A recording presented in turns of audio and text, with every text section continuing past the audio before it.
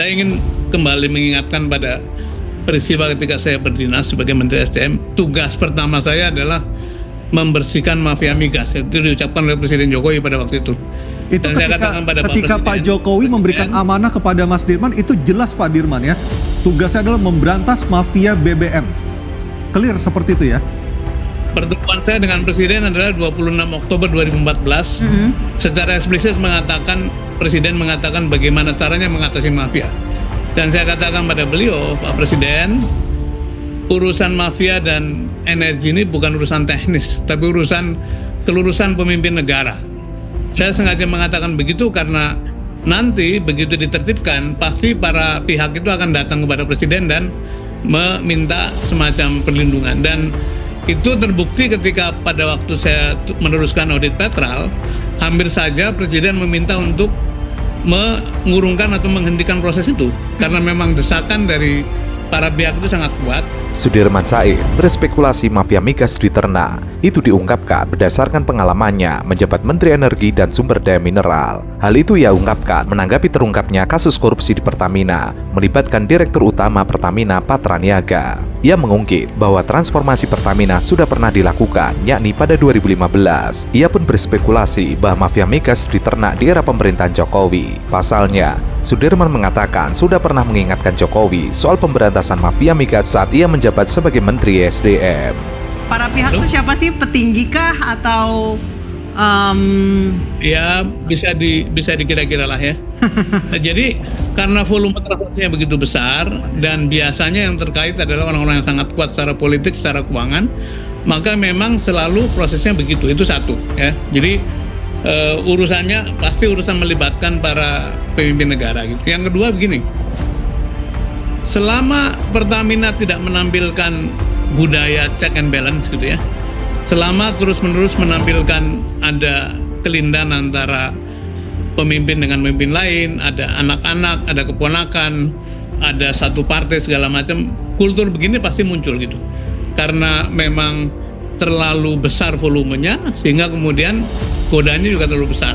Nah, yang ketiga adalah mengenai oplos atau blending itu ya blending ya oplos gitu. Tapi sama dahulu pada waktu saya mengaudit Petral memang ada pihak yang memperoleh mayoritas kontrak dari pengadaan minyak dan BBM dan minyak mentah.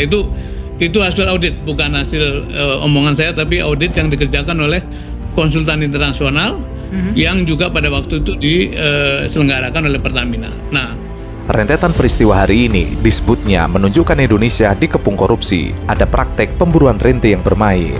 Saat ini, ia mengatakan nasib negara ada di tangan Prabowo sebagai kepala negara dan kepala pemerintahan.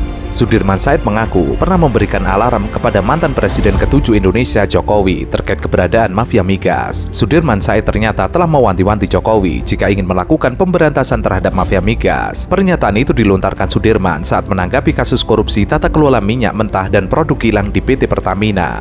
Yang juga menarik untuk dilihat adalah sebetulnya kalau betul-betul mau dibersihkan urusan ini, itu memang harus terjadi check and balance gitu. Saya dulu pernah Pak Dirman melakukan pendaftaran ulang. Pak Dirman, di sini ada Oke, di sini ada 5 dari Pertamina dan 3 dari broker. Siapa yang mulai duluan? Ya. Pertamina yang memintakah atau brokernya yang mendekati pimpinan di situ?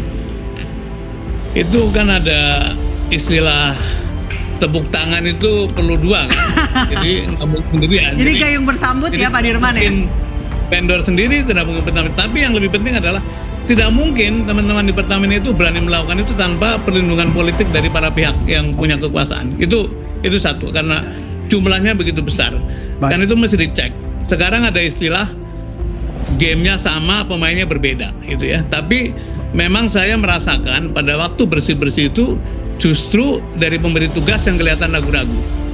Di tengah jalan itu hampir saja dibatalkan. Dan apakah kemudian muncul satu varian baru atau generasi baru dari mafia, saya tidak tahu. Tapi yang jelas pada waktu itu adalah hampir saja auditnya dibatalkan, laporan kepada KPK hampir saja dibatalkan. Berarti ini korupsi di tubuh Pertamina tersebut terjadi di masa kepemimpinan Jokowi. Sudirman rupanya sempat memberikan masukan kepada sang mantan presiden. Ia mengatakan pemberantasan mafia migas tidak hanya bisa dilakukan secara teknis. Menurut Sudirman, kelurusan pemimpin negara juga sangat dibutuhkan untuk pemberantasan para mafia. Sudirman mengaku prihatin karena saat ini Indonesia sedang dikepung oleh praktek korupsi yang membuat rakyat menjadi korban. Sebelumnya, Kejaksaan Agung mengungkapkan kerugian negara 193,7 triliun rupiah per tahun. Itu terjadi selama 5 tahun dari 2018 hingga 2023, sehingga total kerugian negara ditaksir 968,5 triliun rupiah. Artinya, hampir 1.000 triliun rupiah atau 1 kuadriliun rupiah. Jangan-jangan sebetulnya mungkin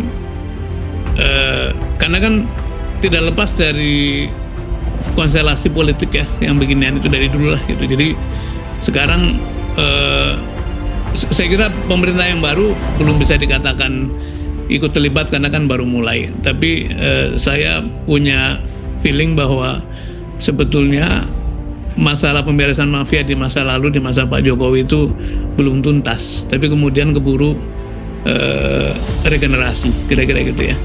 Nah, misalnya dulu tuh ada satu vendor yang sangat spesifik yang oleh audit Kordamenta disebutkan memperoleh 70% dari tender-tender pengadaan minyak pada waktu masa-masa sebelum 2014. Dan itu sudah kita identifikasi, tinggal dilaporkan kemudian dituntaskan.